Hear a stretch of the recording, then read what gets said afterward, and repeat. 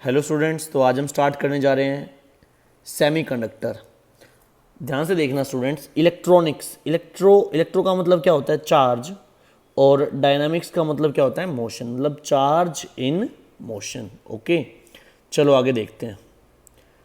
इसमें हम क्या क्या पढ़ते हैं देखना स्टूडेंट्स। एक तो पढ़ते हैं वैक्यूम ट्यूब्स। क्या पढ़ते हैं? वैक्यूम ट्यूब और क्या? सेमीकंडक्टर। ठीक है, वैक्यूम ट्यूब्स हम पहले यूज़ करते थे और कितने वोल्ट पे यूज़ होती थी वो? 100 वोल्ट पे, कम से कम कितना भाई?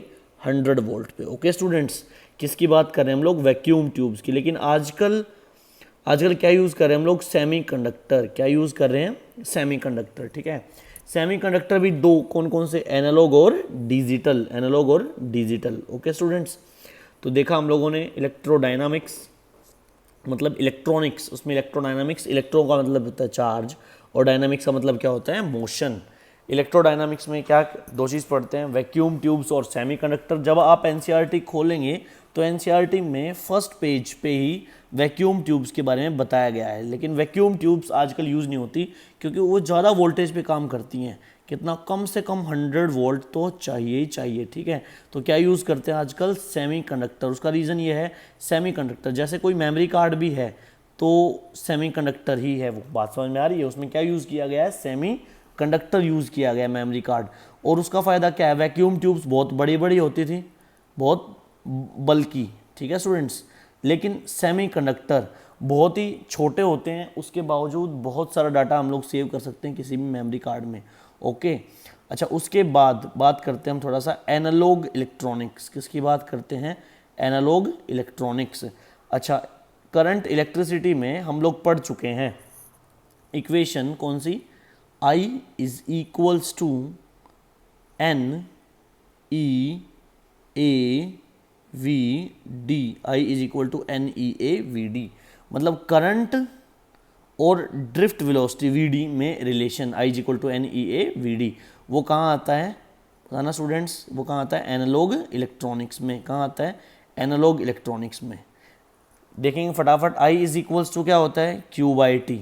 ठीक है, कि जितनी जो ये वायर दी है उस वायर में कितना नेट चार्ज होगा, पता है ना? Q is equal to N ही होता है, तो क्यू पूरी वॉल्यूम में कितना होगा? एन ई ए एल हो जाएगा। ठीक है, अच्छा, यहाँ से हम लोग रिलेशन बता सकते हैं कि आई इज इक्वल टू क्या होगा? N e A v d. और एल अपॉन टी क्या होता है? Speed is equal to distance upon time. तो ये हो जाएगा वी डी, जिसको बोलते हैं हम लोग ड्रिफ्ट वेलोसिटी। क्या बोलते हैं? Drift velocity. आ गया समझ में? चलो आगे देखते हैं। अच्छा हाँ, यहाँ पे हम बात कर रहे थे कंडक्टिविटी की। ठीक है, जैसे मैं बताया आई इज इक्वल्स टू क्या हो जाएगा? N e A v D.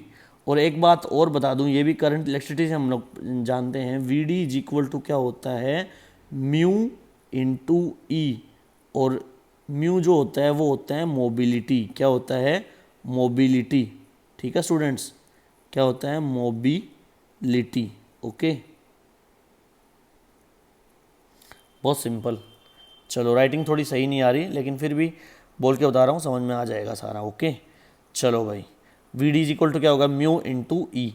तो यहाँ से वी डी को रिप्लेस करके वैल्यू पुट कर दिया relation mu into E. Okay, चलो आ गया यहाँ तक समझ में। आगे देखो फटाफट। देखते हैं। अब जो आपको दिख रहा है म्यू एन ई, ये इतना portion, let change the colour. दिख रहा है जो आपको ये इतना म्यू एन ई, देखो स्टूडेंट्स ये रहा। ठीक है, म्यू एन ई, उसको क्या बोलेंगे हम लोग? सिग्मा। सिग्मा जो है वो होती है conductivity. Sigma is equals to mu n e. Sigma is equal to क्या होता है? म्यू एन ई। ओके, तो यहाँ से कंडक्टिविटी का फॉर्मूला जो है वो आ जाएगा म्यू एन ई। ओके, चलो आगे देखते हैं। Sigma is equal to mu n e. अच्छा, उसकी यूनिट्स यहाँ पे दी हुई हैं। ओके, ये देख लेना फटाफट। अच्छा, इतना आपको पता ही है कि स्टूडेंट्स कंडक्टिविटी का एग्जैक्टली ऑपोजिट क्या होगा? रेजिस्टिविटी। क्या होता है? रेजिस्टिविटी। आगे बात समझ में? कंडक्टिविटी का एग्जैक्टली ऑपोजिट क्या होता है? रेजिस्टिविटी। और हम लोग पहले ही पढ़ चुके हैं resistance. R is equals to rho L by A. R is equals to rho L by A. Okay students, very simple. Rho क्या है यहाँ पे, रजिस्टिविटी, L क्या है, लेंथ, और ए क्या है यहाँ पे, एरिया। क्लियर है? मेरे हिसाब से यहाँ तक आपको कोई डाउट नहीं है। चलो आगे चलते हैं। उसके बाद जो मेन अपना टॉपिक आता है वो होता है एनर्जी बैंड थ्योरी। क्या आता है? Energy band theory. Let's change the colour. Energy band theory. Okay students, energy band theory में सबसे पहले देखो ध्यान से, बहुत इंपॉर्टेंट है क्योंकि यहीं से चैप्टर की शुरुआत होती है। हम लोग क्या करते हैं, हम लोग एक आइसोलेटेड सिलिकॉन एटम उठा लेते हैं। क्या उठा लेते हैं? Isolated silicon atom. ये ले लिया मैंने, ठीक है। अच्छा, नंबर भी अपने को पता है सिलिकॉन का कितना नंबर होता है। हाँ भाई, कितना नंबर होता है सिलिकॉन का, बताओ फटाफट। पता ना पूरी series, hydrogen, helium, lithium, beryllium, boron, carbon, nitrogen, oxygen, fluorine, neon, sodium, magnesium, aluminium, silicon. Clear students? कितना होता है? 14। कितना होता है? 14 होता है नंबर। उसी हिसाब से हम लोग अब इलेक्ट्रॉन देखेंगे। कॉन्फ़िगरेशन में पता है 1s2, 2s2, 2p6, 3s2, 3p2। Clear है स्टूडेंट्स? फर्स्ट सेल में कितने इलेक्ट्रॉन हो गए? 2 इलेक्ट्रॉन। सेकंड में कितने हो गए? 8 इलेक्ट्रॉन। थर्ड में कितने हो गए? 4 इलेक्ट्रॉन। आगे बात समझ में? तो ध्यान देना स्टूडेंट्स, हमें ये पता है कि हर इलेक्ट्रॉन, देखो अगर कोई भी इलेक्ट्रॉन फर्स्ट सेल में है, सेकंड सेल में है, थर्ड सेल में है, हमें पता है तीनों की जो एनर्जी है वो क्या होगी? अलग अलग। फर्स्ट की अलग होगी, सेकंड की एनर्जी अलग होगी, थर्ड की एनर्जी अलग होगी। मतलब तीनों सेल की जो एनर्जी है वो क्या होगी? अलग होगी। क्लियर है? चलो आगे बात करते हैं। कॉन्फ़िगरेशन हम लोग लिख चुके हैं और देख लिया हम लोगों ने आउटर मोस्ट सेल में कितने इलेक्ट्रॉन हैं? 4 इलेक्ट्रॉन हैं। कितने हैं आउटर मोस्ट सेल में? 4 इलेक्ट्रॉन। हम बात कर रहे हैं आइसोलेटेड सिलिकॉन एटम की। देखो अगर हम एक सिलिकॉन एटम लेते हैं, ठीक है, हमें ये पता है कि भाई हर सेल का के अंदर जो इलेक्ट्रॉन होता है सबकी एनर्जी क्या होगी? अलग अलग। क्या होगी? एनर्जी अलग अलग होगी, ठीक है। अब आपको इतना पता है, कोई भी अगर हम एटम ले लें, उसमें जो सबसे बाहर वाली सेल होती है ये वैलेंस सेल बोलते हैं। क्या बोलते हैं? वैलेंस सेल, ठीक है। लेकिन स्टूडेंट ध्यान रखना, वैलेंस के बाहर भी एक सेल होती है, उसको बोलते हैं कंडक्शन सेल। क्या बोलते हैं उसको? कंडक्शन सेल बोलते हैं। ओके, जो सबसे बाहर वाली होती है वैलेंस सेल, जो पता है जिसमें इलेक्ट्रॉन एग्जिस्ट करता है, और सबसे बाहर एक और होती है, उसको बोलते हैं कंडक्शन सेल। क्या बोलते हैं? कंडक्शन सेल, ठीक है स्टूडेंट्स। हमें इतना पता है जब भी इलेक्ट्रॉन वैलेंस सेल में होगा तभी वो क्या बनाता है? बॉन्ड बनाता है। अब सुनो ध्यान से, मान लो ये न्यूक्लियस, ठीक है, बाहर एक सेल ये के, फिर ये एल, और फिर ये एम, ठीक है। हमें पता है सबसे ज़्यादा एनर्जी किसकी होगी? हाँ भाई बताओ फटाफट, किसकी होगी सबसे ज़्यादा एनर्जी?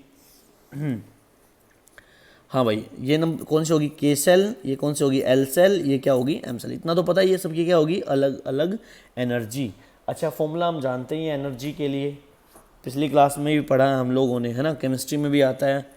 ओके चलो, यहाँ तक मेरे हिसाब से आपको समझ में आ गया होगा। अब हम क्या करते हैं, हमें पता है हर इलेक्ट्रॉन की अलग एनर्जी है, ठीक है। जो इलेक्ट्रॉन कहाँ आता है? वैलेंस सेल में आता है। कहाँ आता है? वैलेंस सेल में आता है। मान लो उसका हम एक ग्राफ बना रहे हैं, उसके एनर्जी लेवल ये हो गया, ठीक है। सेकंड एनर्जी लेवल ये हो गया, थर्ड एनर्जी लेवल ये हो गया, सबसे बाहर जो है कंडक्शन एनर्जी लेवल। मतलब हमने सारे इलेक्ट्रॉन्स को उनके एनर्जी के हिसाब से क्या कर दिया? अरेंज कर दिया। क्या कर दिया? हमने अरेंज कर दिया, ठीक है। चलो अब ध्यान से देखना स्टूडेंट्स, जब तक इलेक्ट्रॉन वैलेंस सेल में रहेगा, मतलब वैलेंस एनर्जी लेवल, हमने एक सिलिकॉन एटम लिया है, आइसोलेटेड सिलिकॉन एटम, तो एनर्जी का लेवल भी क्या होगा? सिर्फ एक, ठीक है। सेकंड एनर्जी लेवल भी क्या होगा? एक। थर्ड एनर्जी लेवल भी क्या होगा? एक। क्लियर है स्टूडेंट्स? और सबसे बाहर कंडक्शन एनर्जी लेवल वो भी क्या होगा? एक। क्योंकि एक एक लेवल होंगे, रीज़न क्या है एक एक लेवल होने का? इसलिए एक एक होंगे क्योंकि हमने एक ही एटम लिया है, क्योंकि हमने एक ही सिलिकॉन एटम लिया है। ओके स्टूडेंट्स, ठीक है। तो क्या बोलेंगे इसको? Energy level diagram. क्या बोलेंगे इसको? Energy level diagram. Okay, so simple, कोई दिक्कत ही नहीं है इसमें। चलो उसके बाद चलो इसकी चर्चा करते हैं आगे। ये तो एनर्जी लेवल्स, क्या थे? Energy level. उसके बाद बात करते हैं एनर्जी बैंड्स। किसकी बात करते हैं? Energy band. ये क्या होता है? हमें ये पता है कि अगर एक सिलिकॉन एटम लेंगे, हम क्या लेंगे बेटा? एक सिलिकॉन एटम लेंगे। क्या लेंगे? सिर्फ एक सिलिकॉन एटम लेंगे। तो हमने ऊपर ऐसे देखा कि देखो एक सिलिकॉन एटम लिया तो एक ही एनर्जी लेवल था, है ना, एक एक एक एक ना। लेकिन ध्यान देंगे अगर हम ग्रुप ऑफ सिलिकॉन एटम ले लें, क्या ले लें, ग्रुप ऑफ सिलिकॉन एटम, तो भाई बहुत सारे कंडक्शन एनर्जी लेवल होंगे, देखो ये रहे बहुत सारे, है ना, ऐसे ही बहुत सारे वैलेंस एनर्जी लेवल्स होंगे, वो ये सेकंड और थर्ड ये तो हमें देखना ही नहीं, ज़रूरत ही नहीं है इनकी। तो एक बात का ध्यान रखना, ये जो ग्रुप होगा एनर्जी लेवल का, यहाँ पे कंडक्शन एनर्जी लेवल का ग्रुप, पूरा ग्रुप मिल क्या बनेगा, कंडक्शन बैंड बना लेगा। और group of valence energy level, ये पूरा ग्रुप मिलके क्या बना लेगा यहाँ पे, वैलेंस बैंड। मतलब एनर्जी लेवल्स का जो ग्रुप होता है, क्या होता है, एनर्जी लेवल्स का जो ग्रुप होता है, क्या बोलते हैं उसको बेटा, हाँ भाई क्या बोलते हैं उसको, बैंड। क्या बोलते हैं उसको, बैंड बोलते हैं। आई बात समझ में, क्या बोलते हैं, बैंड। चलो यहाँ तक आ गया समझ में, कोई दिक्कत ही नहीं है बिल्कुल भी। चलो आगे देखते हैं उसके बाद। हाँ भाई यहाँ तक मेरे हिसाब से कोई डाउट नहीं होना चाहिए, देख लो फटाफट एक बार, अगर कोई डाउट हो तो फिर अपना आगे चलते हैं। ये देखो एनर्जी बैंड डायग्राम, बिल्कुल एनसीईआरटी के जो टॉपिक है बिल्कुल वही कवर कर रहे हैं हम लोग। देखो यहाँ पढ़ेंगे एक बारी, देखो क्या लिखा है, when we draw the energy diagram for isolated silicon atom then we obtain the different energy level. तो बहुत सारे अलग अलग एनर्जी लेवल्स होंगे corresponding to the energy of different electrons in different orbits. But अगर बात करें when we draw the energy diagram for group of atoms then we obtain the group of energy levels and these groups of energy level is known as energy bands। क्या बोलेंगे बेटा इनको, energy bands. क्या बोलेंगे, energy bands. ठीक है, चलो उसके बाद देखते हैं हम लोग प्रॉपर्टीज ऑफ एनर्जी बैंड्स। क्या देखते हैं, properties of energy band. Energy bands are discontinuous in nature. Nature में कैसे होते हैं ये, डिसकॉन्टिन्यूअस। कैसे होते हैं ये, डिसकॉन्टिन्यूअस इन नेचर। उसके बाद बात करते हैं energy band contain approximately 10⁻23 energy level. मतलब हर एक एनर्जी बैंड में कितने एनर्जी लेवल होंगे, 10⁻23। Okay, so simple. अच्छा उसके बाद नेक्स्ट पॉइंट देखो फटाफट, नेक्स्ट पॉइंट में क्या है, if temperature is increase then forbidden energy. अब ये चीज़ रहती है अपनी, ठीक है, फटाफट देखेंगे ऊपर। देखो ये मैंने बताया नहीं था अभी, ये क्या बन गया, एनर्जी बैंड, कंडक्शन बैंड बन गया। ठीक है, बाहर मैंने क्या बताया, कंडक्शन एनर्जी लेवल, बहुत सारे लेवल ऐसे मिल जाएंगे, ये मिल गए बहुत सारे, तो क्या बन गया, एक कंडक्शन बैंड बन गया। क्या बन गया, एक कंडक्शन बैंड। ऐसे ही ये क्या बन जाएगा, वैलेंस बैंड। उन दोनों के बीच का जो ये गैप होता है इसको बोलते हैं हम लोग फॉरबिडन एनर्जी गैप। क्या बोलते हैं इसको, फॉरबिडन एनर्जी गैप। आ गया समझ में, डेल्टा ईजी से डिनोट करते हैं। किससे करते हैं बेटा, डेल्टा ईजी। क्लियर है, फॉरबिडन एनर्जी गैप। एक बात और ध्यान रखना, जब तक इलेक्ट्रॉन वैलेंस बैंड में होगा, जब तक इलेक्ट्रॉन वैलेंस बैंड में होगा तो कंडक्ट नहीं करेगा, क्योंकि वैलेंस बैंड में बॉन्डेड इलेक्ट्रॉन होते हैं। लेकिन जैसे इलेक्ट्रॉन वैलेंस बैंड से जंप करके कहाँ चला जाएगा, कंडक्शन बैंड में, तो कंडक्शन बैंड में इलेक्ट्रॉन जो है वो फ्री होता है। कैसा होता है बेटा, फ्री। आगे बात समझ में, ये कैसा होगा, फ्री होगा। कोई डाउट इसमें, ठीक है स्टूडेंट्स, ये क्या होगा, फ्री।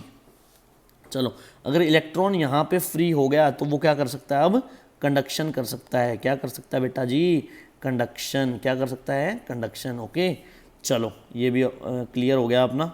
उसके बाद बात कर लेते हैं वैलेंस बैंड की। ठीक है, हम जानते हैं, पढ़ चुके हैं, the group of those energy level corresponding to the energy of bonded electron.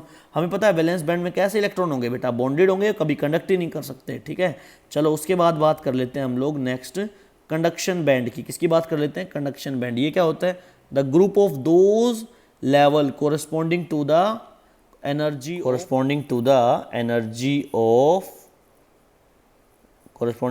Of free electrons. ठीक है, क्या बोलेंगे उसको, कंडक्शन बैंड। क्या बोलेंगे बेटा, कंडक्शन बैंड। चलो उसके बाद हम बात कर चुके थे डेल्टा ईजी। क्या, delta easy, that is forbidden energy gap. That is forbidden energy gap, delta easy. ठीक है, अब हमें पता है सेमीकंडक्टर दो होते हैं, कौन कौन से, जर्मेनियम और सिलिकॉन। कौन कौन से होते हैं, जर्मेनियम और सिलिकॉन। ठीक है स्टूडेंट्स, जर्मेनियम और सिलिकॉन की अगर बात करें, डेल्टा ईजी होता है फॉरबिडन एनर्जी गैप, बताया मैंने। ऊपर होता है अपना ये कंडक्शन बैंड और नीचे होगा अपना ये वैलेंस बैंड। ओके स्टूडेंट्स, ठीक है, तो ऊपर वाला क्या है, जो ये कंडक्शन बैंड, मतलब मैं ये बताना चाह रहा हूँ, जब भी इलेक्ट्रॉन कंडक्शन बैंड में होगा तो कंडक्ट करेगा, वैलेंस बैंड में होगा तो कंडक्ट नहीं करेगा। रीज़न क्या है उसका, क्योंकि जब तक इलेक्ट्रॉन वैलेंस बैंड में होगा वो बॉन्डेड होगा। कैसा होगा? बॉन्डेड। और बॉन्डेड इलेक्ट्रॉन, क्या बोला मैंने? बॉन्डेड इलेक्ट्रॉन कंडक्ट नहीं करते। Okay, very simple students. तो डेल्टा Eg की वैल्यू जो है अपने को याद होनी चाहिए। कितनी वैल्यू है डेल्टा Eg की भाई? देखो फटाफट, डेल्टा Eg की वैल्यू कितनी है? 0.67 से लेके 0.72। किस में? जर्मेनियम में। किसकी बात हो रही है यहाँ पे? जर्मेनियम की बात हो रही है। किसकी बात हो रही है बेटा? जर्मेनियम। और सिलिकॉन में कितनी होती है? 1.12 electron volt. 1.12 electron volt, that is forbidden energy gap. ठीक है, चलो एक चीज़ ये और देख लेते हैं, effect of temperature on semiconductor. मतलब टेम्परेचर का क्या इफेक्ट पड़ता है सेमीकंडक्टर पे? देखो फटाफट, हमें पता है ये वैलेंस बैंड इलेक्ट्रॉन है, यहाँ पे ये बॉन्डेड इलेक्ट्रॉन, ये कंडक्शन बैंड कंप्लीटली एम्प्टी है फिलहाल। अगर हम बात करें 0 केल्विन की, किसकी बात करें?